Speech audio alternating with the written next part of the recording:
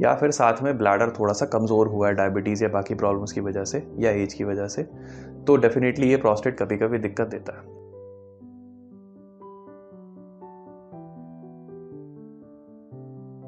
Good morning friends, मेरा नाम है doctor Amit Bansal. I am a urologist, andrologist and a reconstructive urologist. आज हम बात करेंगे प्रोस्टेट ग्लैंड की सर्जरी के बारे में। प्रोस्टेट ग्लैंड आपको पता है सभी आदमियों में होता है। जब बच्चा पैदा होता है तो ये कुछ मटर के दाने के साइज का होता है। एज के साथ ये बढ़ता है, जैसे आपके बाल बढ़ते हैं, नाखून बढ़ते हैं, प्रोस्टेट ग्लैंड भी बढ़ता है। हाँ, अगर इसकी ग्रोथ इरेगुलर है, यानी कि ये बिल्कुल अदरक की तरह किसी भी शेप में बढ़ने लग गया, या फिर साथ में ब्लैडर थोड़ा सा कमज़ोर हुआ है डायबिटीज़ या बाकी प्रॉब्लम्स की वजह से या एज की वजह से, तो डेफिनेटली ये प्रोस्टेट कभी कभी दिक्कत देता है। बट आजकल मेडिसिन इतनी ज़्यादा एडवांस्ड हैं कि मेरे अपने खुद के एक्सपीरियंस में 90% पेशेंट्स जिनको प्रोस्टेट रिलेटेड प्रॉब्लम होती है, they do well with medicine से उनको काफ़ी ज़्यादा आराम आ जाता है एंड उनको एटलीस्ट किसी यूरोलॉजिस्ट की दोबारा ज़रूरत नहीं पड़ती, एटलीस्ट 1 साल के लिए।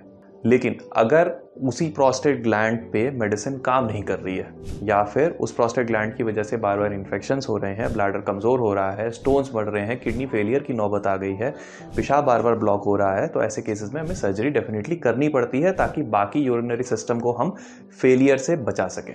अगर सर्जरी करनी ही पड़ती है तो किस सूरत में कौन सी सर्जरी पेशेंट के लिए बेस्ट है, मैं ये आपको बताऊंगा आज।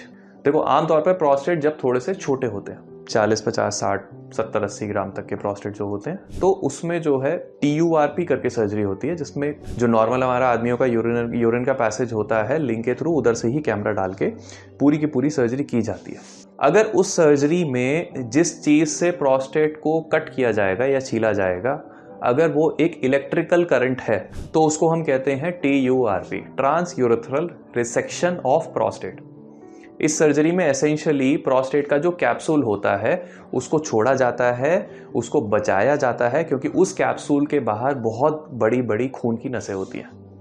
लेकिन जो अंदर से पूरा प्रोस्टेट है उसको खोखला कर दिया जाता है, जिससे कि पेशाब के रास्ते से ऊपर से उसकी पकड़ खत्म हो जाती है। अगर किसी पेशेंट का प्रोस्टेट इससे ज़्यादा बड़ा है, या कोई पेशेंट हार्ट पेशेंट है जिनको कि खून पतला करने की दवाइयाँ चल रही हैं, ऐसे पेशेंट्स में बहुत ज़्यादा कारगर होती है लेज़र सर्जरी।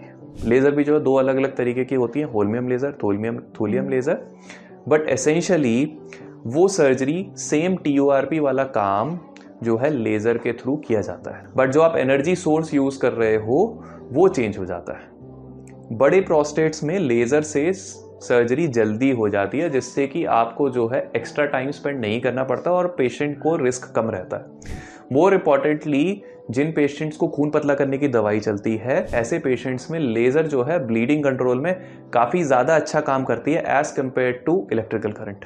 तो सिर्फ यही केसेस होते हैं जहाँ पे कि लेज़र का काफ़ी ज़्यादा रोल आता है। छोटे प्रोस्टेट्स में लेज़र का कोई बहुत मेजर एडवांटेज नहीं है।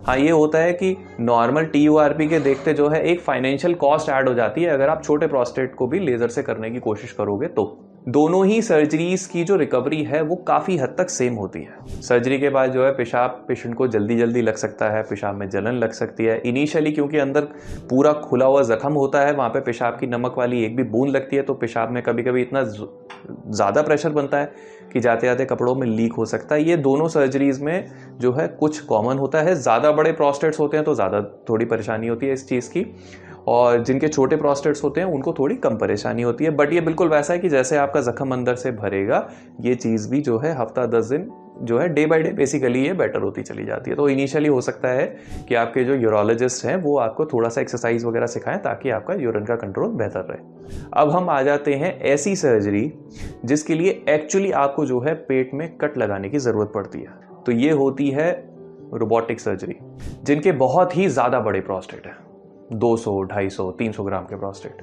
जैसे मैंने पर्सनली सबसे बड़ा जो प्रोस्टेट ग्लैंड देखा है वो अभी तक 1.25 किलो का देखा है। जब इतने ज़्यादा बड़े ग्लैंड्स होते हैं तो पेशाब के रास्ते से सर्जरी करने में एक नुकसान ये होता है कि जितनी देर हमारा इंस्ट्रूमेंट पेशाब के रास्ते में पड़ा रहता है, पेशाब के रास्ते को वो ज़्यादा देर पड़े रहने की वजह से जो है डैमेज कर सकता है। और एक प्रॉब्लम होती है जिसको हम कहते हैं यूरेथ्रल स्ट्रिक्चर, यानी कि पेशाब की नली में सिकुड़न आ जाना, ये जो है आगे चल के डेवलप हो सकती है। तो जो बहुत ही ज़्यादा बड़े प्रोस्टेट्स होते हैं उनको या तो हम ओपन ऑपरेट करते हैं जिसमें नाभि के नीचे एक सीधा चीरा आता है, या आजकल रोबोटिक सर्जरी भी उसके लिए की जाती है। पेट के थ्रू जो है उसको प्रोस्टेट को निकाल दिया जाता है और पेशाब के रास्ते को सेफ रखा जाता है। अब इसको लेकर के थोड़ी सी मिथ्स जो मैं आपसे डिस्कस करना चाहता हूँ कि कौन सी सर्जरी कहाँ सेफ है, कौन सी सर्जरी कहाँ सेफ नहीं है।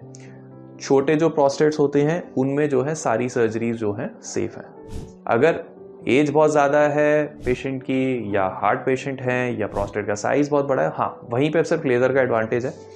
छोटे प्रोस्टेट्स में कोई ज़्यादा एडवांटेज नहीं है। तो कोई आपको बोले कि छोटे प्रोस्टेट में लेज़र का एडवांटेज है तो ऑब्वियसली वो आपके साथ फ्रॉड करने की कोशिश कर रहे हैं। हाँ, और छोटे प्रोस्टेट में कोई अगर आपको बोले कि जी रोबोटिकली करेंगे तो ये बिल्कुल वैसा है कि आप फ़ोन देखने के लिए, जो फ़ोन खरीदने के लिए मार्केट में निकले और कहीं तो आप मैनिपुलेट होगे कि जी सबसे अच्छा फ़ोन तो जो आईफोन है, बाकी सारे फ़ोन बेकार है। 2 दिन बाद आप रियलाइज़ करोगे कि यार कोई फ़र्क नहीं पड़ता। ठीक है, तो रोबोटिक के नाम पे भी मैंने देखा है कि लोग काफ़ी बार, जैसे मेरे को प्रोस्टेट पेशेंट्स दिखाने के लिए आते हैं जो सर्जिकल कैंडिडेट्स होते हैं, वो कई बार जो थोड़ा सा गूगल देख के, यूट्यूब वगैरह सब देख करके आते हैं कि सर रोबोटिक बहुत ही जो है अजूबा है, एक मैजिकल चीज़ है, तो हमें तो रोबोटिक ही कराना है। फिर उनको बैठ के आधा घंटा समझाना पड़ता है कि आपका प्रोस्टेट बहुत छोटा है, रोबोटिक करने का आपको कोई एडवांटेज नहीं है। अब कुछ पेशेंट्स ऐसे होते हैं जो कि गूगल और कुछ यूट्यूब वीडियोस को देख करके गुमराह हो जाते हैं। अब वो रोबोटिक सर्जरी नाम से इतना ज़्यादा जो है फैंटासाइज हो चुके होते हैं कि उनको लगता है कि पता नहीं रोबोट से क्या मैजिक हो जाएगा। एक्चुअली छोटे प्रोस्टेट्स में रोबोटिक सर्जरी करके कोई फ़ायदा नहीं है। एक तो इंश्योरेंस आपकी कवर नहीं करेगी, कॉस्टली बहुत ज़्यादा है, एडेड एडवांटेज कुछ मिलेगा नहीं, पेट में अलग छेद करने पड़ेंगे। तो रोबोटिक सर्जरी छोटे प्रोस्टेट्स में करके तो नुकसान ही नुकसान है। इन सारे प्रोसीजर्स का एक कॉमन साइड इफेक्ट है, वो ये होता है कि उसके बाद अगर आदमी सेक्स करता है तो सीमन बाहर नहीं आता। ये बड़ी कॉमन प्रॉब्लम है इसके साथ। नंबर 2, कुछ पेशेंट्स में स्टार्टिंग में यूरिनरी लीकेज के चांसेस रहते हैं, डिपेंडिंग कि आपका प्रोस्टेट कितना ज़्यादा बड़ा है। और जो पेशेंट्स बहुत ही ज़्यादा हाई रिस्क कैंडिडेट्स होते हैं, जिनकी बहुत ज़्यादा एक्सट्रीम्स ऑफ एज है, जिसमें एनेस्थीसिया का रिस्क बहुत ज़्यादा है, ऐसे पेशेंट्स में हम जो है कोई भी ऐसा प्रोसीजर नहीं कर सकते बॉडी में जिसमें कि थोड़ा भी हम लोगों को कट लगाना पड़े। तो ऐसे पेशेंट्स के लिए प्रोस्टेट के क्या ऑप्शंस हैं जिसमें कि दवाई काम नहीं कर रही है और पेशाब के रास्ते ट्यूब पड़ी हुई है। ऐसे पेशेंट्स में जो है 2 ऑप्शंस होते हैं, एक होता है यूरोलिफ्ट और दूसरा होता है रीज़म। यही 2 प्रोसीजर्स ऐसे हैं जिसमें कि प्रोस्टेट में एक्चुअली कोई कट नहीं लगता है। यूरोलिफ्ट बेसिकली आपके प्रोस्टेट की दीवारों में स्टेपलर फायर करता है। यूजुअली 3 से 4 स्टेपलर होते हैं, डिपेंडिंग ऑन कि प्रोस्टेट आपका कितना बड़ा है।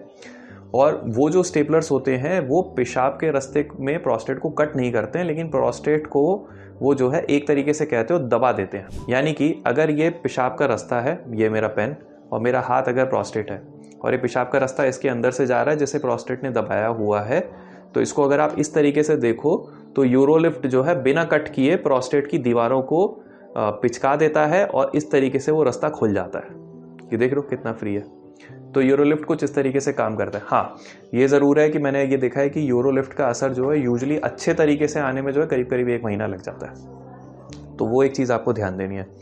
दूसरी जो रीज़म है, रीज़म थेरेपी बेसिकली प्रोस्टेट के अंदर, बिल्कुल ऐसा समझो कि प्रोस्टेट के अंदर जो है बहुत ही हाई टेम्परेचर पे स्टीम जो है वो इन्फ्यूज़ कर देती है और धीरे धीरे over the period of few days, few weeks and few months वो प्रोस्टेट जो है गल के छोटा हो जाता है और पेशाब जो है, पेशाब का रास्ता खुल जाता है। क्योंकि इनके रिजल्ट्स थोड़े से डिलेड होते हैं और लेकिन इनमें जो है कोई पेशेंट को मेजर एनेस्थीसिया नहीं देना पड़ता और पेशेंट की रिकवरी बहुत स्मूथ होती है, किसी भी तरीके की ब्लड थिनर हमें बंद नहीं करनी पड़ती। तो इनका एक्चुअली में जो फ़ायदा है वो ऐसे ही ग्रुप ऑफ पेशेंट्स में आता है जो कि कोई भी अलग सर्जरी टॉलरेट नहीं कर सकते। तो ये थी सारी जानकारी प्रोस्टेट सर्जरी के बारे में। बट हमेशा एक चीज़ ध्यान रखना कि अगर आपको या आपकी जानकारी में किसी को भी प्रोस्टेट रिलेटेड इशू है, प्रोस्टेट की प्रॉब्लम है, तो 90% चांसेस हैं कि आपकी जो प्रॉब्लम्स हैं वो मेडिसिन से ही रिजॉल्व हो जाएंगी। 10% केसेस ऐसे होते हैं जिसमें सर्जरी की ज़रूरत आपको पड़ेगी। और अगर ज़रूरत पड़ती है तो आप इस वीडियो को चाहें तो दोबारा देख करके या इसे सेव करके या शेयर करके जो है दोबारा देख सकते हैं, ताकि आप जो है अपने आप से डिसाइड कर सकें कि आपके लिए कौन सी सर्जरी एक्चुअली सूट करेगी। Thank you.